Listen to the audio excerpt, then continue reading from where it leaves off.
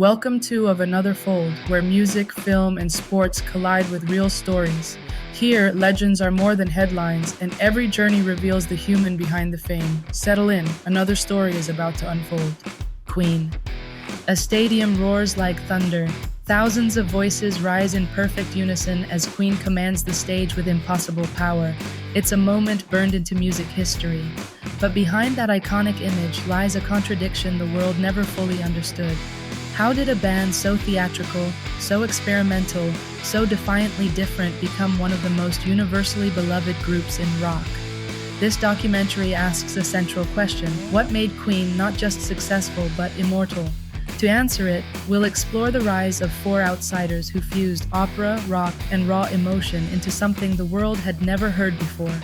We'll revisit the highs, the anthems, the stadiums, the global domination, and the lows, from internal tensions to devastating challenges that nearly tore them apart. Before the story unfolds, one truth stands above everything. Queen didn't just make music, they created moments that changed people, moments that still echo today. And to understand how, we have to go back to where it all began. Welcome to Of Origins, the making of Queen. Before Queen filled stadiums, they were just four young men searching for identity, purpose, and a sound the world had never heard before. Their story begins in London, where Brian May and Roger Taylor were playing in a band called Smile, talented, ambitious, but still missing something. That something walked into their lives in the form of Farouk Bulsara, a shy yet electrifying art student with a voice that didn't fit inside any box. He would soon rename himself Freddie Mercury, embracing a larger-than-life persona that matched the power he carried inside. Freddie grew up in Zanzibar in India, surrounded by music, culture, and a sense of not fully belonging. That feeling of being an outsider shaped his creativity. When he met Brian and Roger, he pushed them toward a bolder vision, music that was theatrical, emotional, and unapologetically different. Soon after, John Deacon joined, bringing the quiet precision and musical grounding the band needed. Their early days were filled with tiny gigs, borrowed equipment, and endless experimentation. They weren't just trying to make songs, they were trying to invent a new kind of rock. And even before the world knew their name, the four of them felt it. Something extraordinary was forming. The breakthrough, Queen's rise. Queen's breakthrough didn't happen overnight. It was a slow burn that suddenly exploded. Their early albums showed flashes of brilliance, but it wasn't until sheer heart attack that the world began paying attention. The band's sound was sharper, bolder, and unmistakably theirs. Critics didn't always understand it, but fans felt something new, a kind of rock that blended power with theatricality. Then came the moment that changed everything: Bohemian Rhapsody, a 6-minute opera rock epic that broke every rule in the industry. Radio stations said it was too long, executives said it was too strange, but Queen believed in it fiercely. When it finally hit the airwaves, it didn't just climb the charts, it detonated across the world. People couldn't explain it, but they couldn't stop listening either. Suddenly, Queen wasn't just another rock band, they were innovators, risk-takers, a group rewriting the boundaries of what music could be. But with rising fame came new pressures, creative disagreements, industry expectations, and the growing weight of Freddie's ambition. Even in their moment of triumph, the seeds of future conflict were quietly taking root. Peak fame and cultural impact. By the late 1970s and early 1980s, Queen wasn't just successful, they were a global force.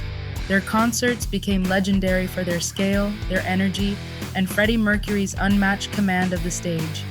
Songs like We Will Rock You, We Are the Champions, Somebody to Love, and Another One Bites the Dust turned into anthems that transcended generations.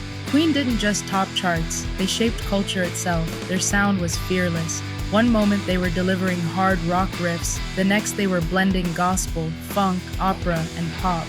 No other band moved between genres with such confidence, and audiences connected deeply with their message: be bold, be different, be unapologetically yourself. Freddie's flamboyant presence, Brian's soaring guitar harmonies, Roger's explosive drumming, and John's melodic bass lines created a chemistry that felt almost supernatural. But with massive success came massive pressure. The expectations grew heavier. The tours became longer. The spotlight became brighter. And behind the scenes, the band struggled to balance their creative ambitions with the demands of fame. Even at their peak, the cracks were beginning to show, cracks that would soon widen into the biggest challenge they had ever faced: the conflict, Queen's turning point. At the height of their fame, Queen seemed unstoppable, but behind the scenes, the pressure was building. Endless touring, creative disagreements, and the weight of global expectations began to strain the band. Freddie Mercury, now a larger-than-life icon, felt torn between the band's identity and his own evolving artistic desires. The media fed on rumors, magnifying every tension and every misstep. Then came the moment that shifted everything: Freddie's decision to pursue solo projects. To the outside world, it looked like the band was fracturing. Headlines speculated about breakups, betrayals, and fading unity. Inside the group, emotions ran high. Brian, Roger, and John felt blindsided. Freddie felt misunderstood. The public reaction was intense. Fans questioned the future of Queen, and critics predicted the end. But the deepest conflict was still ahead. As the band tried to navigate their creative differences, Freddie privately faced a devastating diagnosis that he kept hidden from the world. The pressure, the secrecy, and the emotional weight created a storm that threatened to break the band apart. This chapter marks the moment when Queen's story shifted from triumph to survival. The downfall, Queen's dark period. As the 1980s unfolded, Queen entered one of the most difficult chapters of their journey. The band that once moved as a single creative force now felt pulled in different directions. Their musical experiments didn't always land with critics. Some albums underperformed. The media grew harsher, eager to frame the band as fading stars. And behind closed doors, the emotional strain was becoming impossible to ignore. Freddie Mercury, battling loneliness despite global fame, immersed himself in nightlife and new social circles. The tabloids twisted every detail, painting him as reckless and out of control. Meanwhile, the band struggled to reconnect creatively. Arguments flared, recording sessions grew tense. For the first time, Queen felt fragile. Then came the most devastating blow: Freddie's diagnosis. He kept it private, sharing it only with those closest to him. The weight of that secret changed everything. The band faced canceled tours, shifting priorities, and the painful reality that time was no longer guaranteed. Publicly, they tried to maintain normalcy. Privately, they were fighting to hold themselves together. This was Queen's lowest point, a moment when fame, pressure, illness, and emotional exhaustion collided. But even in the darkness, something powerful was beginning to form. A renewed sense of unity that would shape the final, unforgettable chapter of their legacy. The turning point, Queen reunites.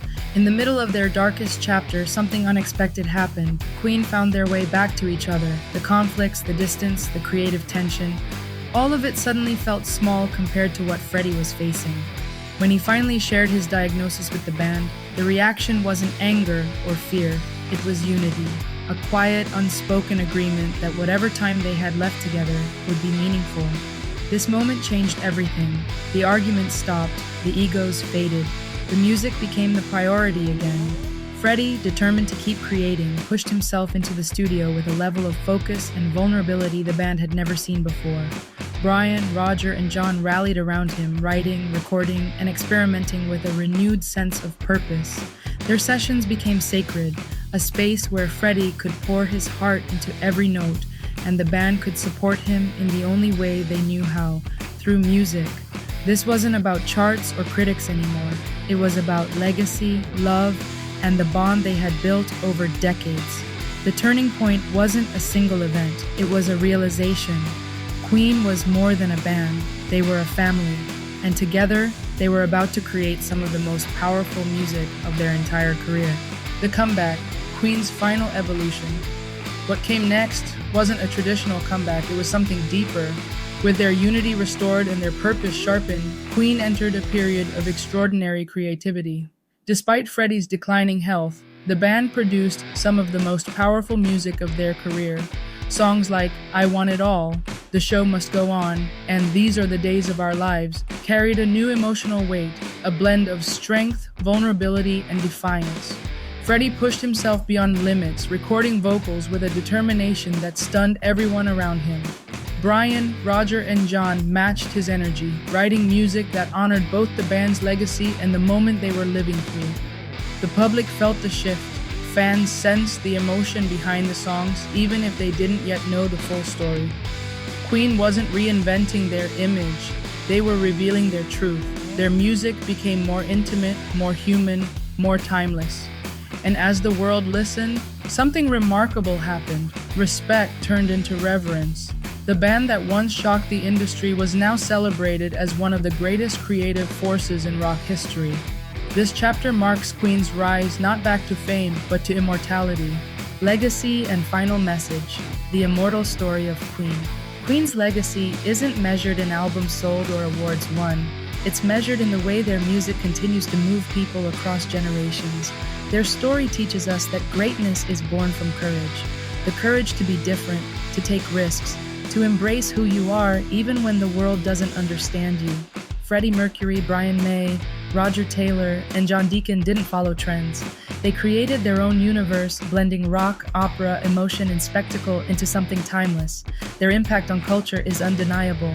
Stadium anthems that unite strangers, songs that comfort people in their darkest moments, performances that remind us what it means to feel alive. Even after Freddie's passing, Queen's influence only grew stronger. Their music found new life in films, tributes, global tours, and the millions of fans who continue to sing every lyric with the same passion the band poured into creating them. Today, Queen stands as a symbol of authenticity, creativity, and resilience. Their future lives on through the people they inspired: musicians, dreamers, outsiders, and anyone who ever felt the power of a song to change their life. And as the final note fades, one message remains: the show must go on, and because of Queen, it always will. The legend lives on. If Queen's story moved you, don't just watch, dive deeper. Grab your free ebook, Top 5 Untold Stories of Entertainment Icons, for exclusive behind-the-scenes drama and legacy. And if you love iconic gear, check out my Amazon links below for curated finds inspired by the legends. What's the one Queen moment that still gives you chills? And why? Was it Live Aid, Bohemian Rhapsody, Freddie's final recordings? Share your favorite memory or song below. I'm reading every comment. Like, share, and subscribe. The next icon story is already in motion. Thanks for watching.